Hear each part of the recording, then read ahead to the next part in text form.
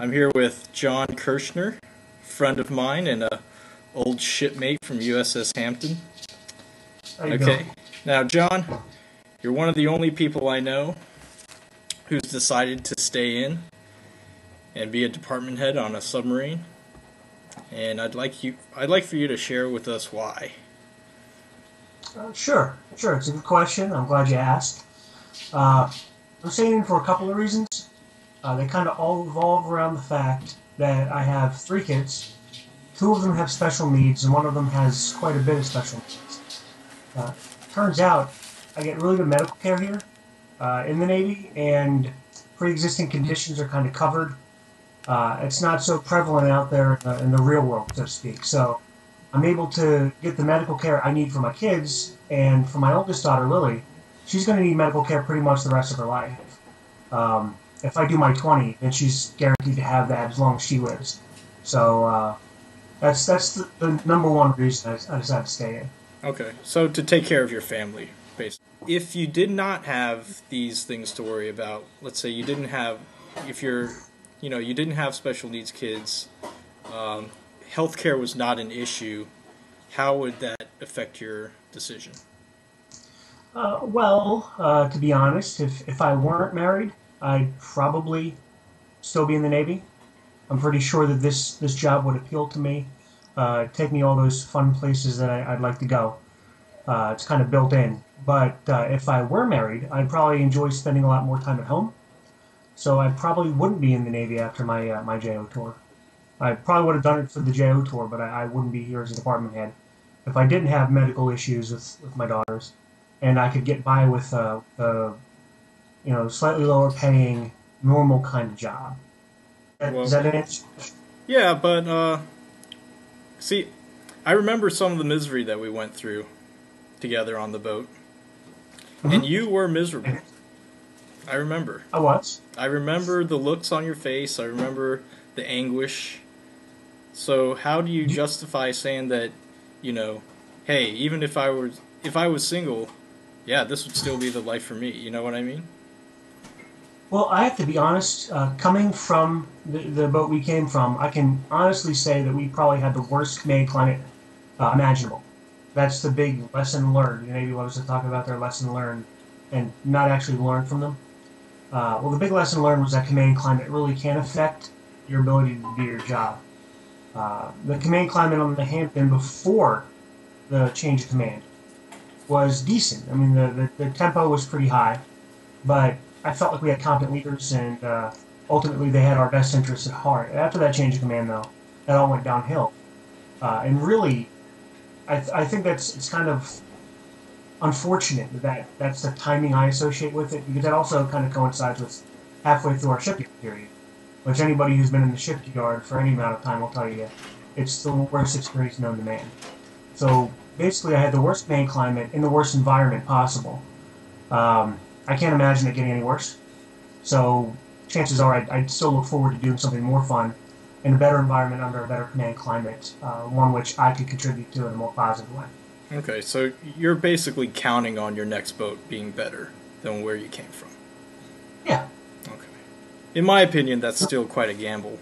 Then again, it is a gamble. That's why I'm not staying in. But okay, so hypothetical situation. One of your JOs comes up to you and says, "Hey, Eng," we'll say you're the engineer.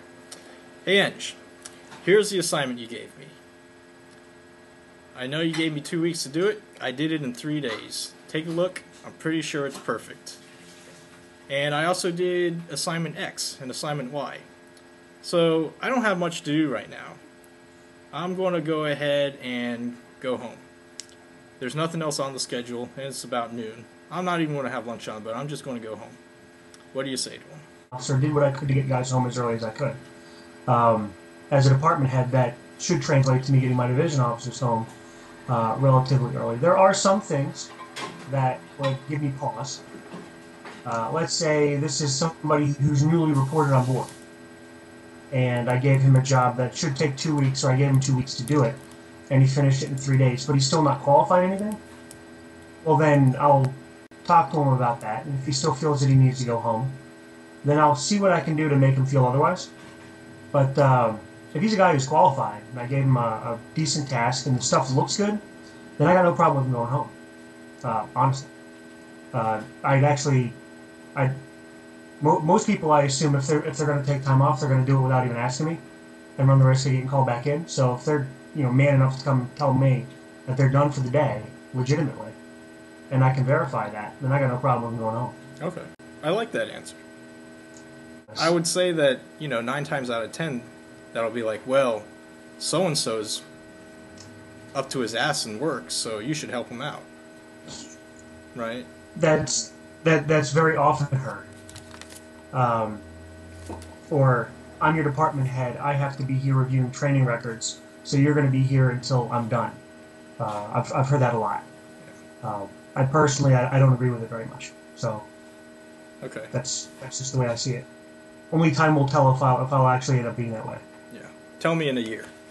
I'll talk to you again. All right, so how are you going to protect your guys from normal submarine bullshit? Or are you just going to let them have it? Because that's what submarining's all about.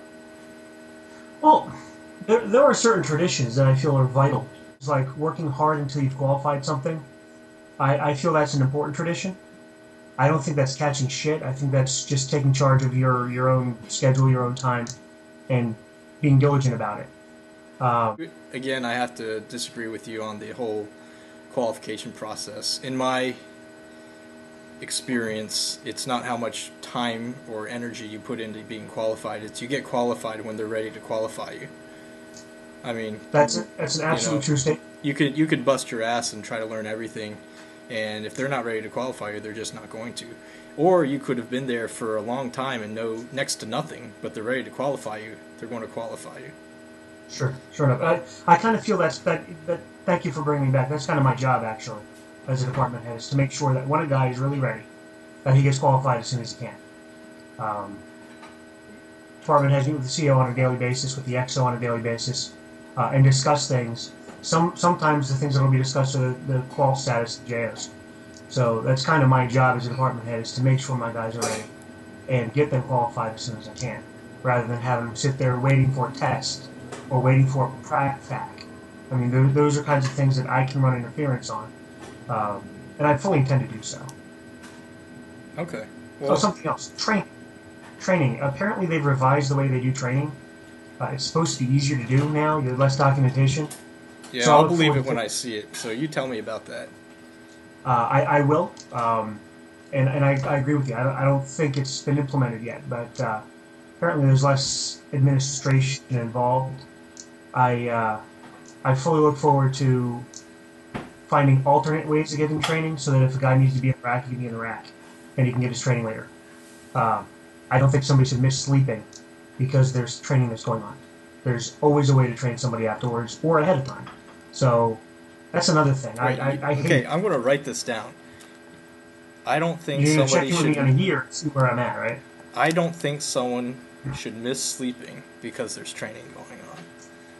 That's correct. If somebody's off watch and they need to sleep, they're going to sleep. That's okay. I don't think it's I love that idea. I just think you're going to get slapped down like a little bitch when you get to the boat. That's my opinion.